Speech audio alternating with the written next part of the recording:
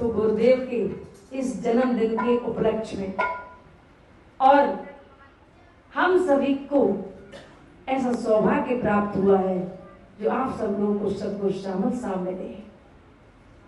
उनके विषय में यहाँ बैठे हुए बहुत भक्त हैं जो जानते हैं, लेकिन शायद आप सब लोगों से भी ज्यादा मुझे पता है कि जो 18-20 साल का समय मुझे मिला गुरुदेव की सानिध्य का, और मैंने ये जाना कि गुरुदेव की सेवा जितनी सच्ची निष्ठा से जब आप करते हो, सेवा और प्रेम और साधना मेरे अर्थों में वो एक हो जाती है।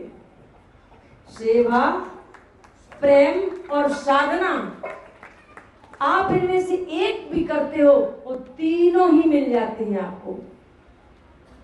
कल भी चर्चा साहब जी से चल रही थी, बड़ा अच्छा इसी पे वक्तव्य दिया आपने कि जो सेवक सेवा करता है मन से,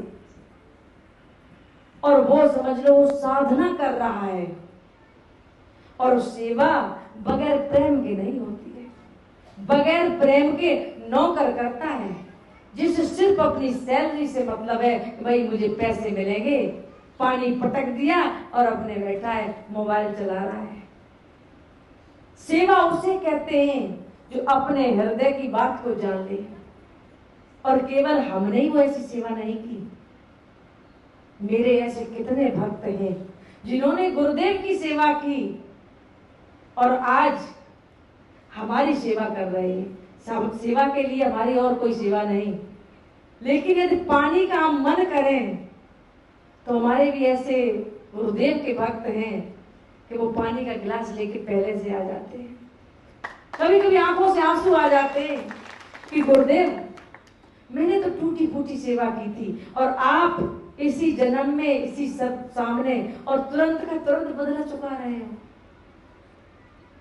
जो कुछ किया चाहे 100 ग्राम हो और मिले 1 किलो रहा है, तो इस संसार में ये सत्य है कि जो आप करोगे कि कर्म से कोई नहीं बच पाता है।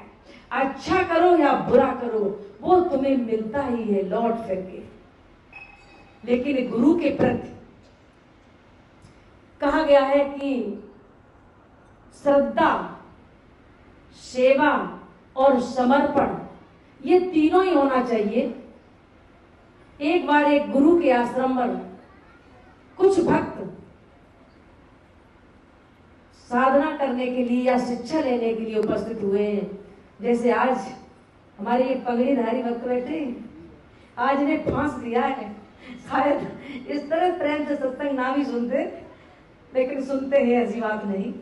बड़ा अच्छा लग रहा है इनका रूप देख के, और बड़ी अच्छी बात यह है कि इस उम्र पर संतों के प्रति, आश्रम के प्रति, गुरुओं के प्रति जो इनकी श्रद्धा और सेवा है, इसके लिए विशेष धन्यवाद के पात्र हैं। एक बार ताली इनके लिए भी बजा दो।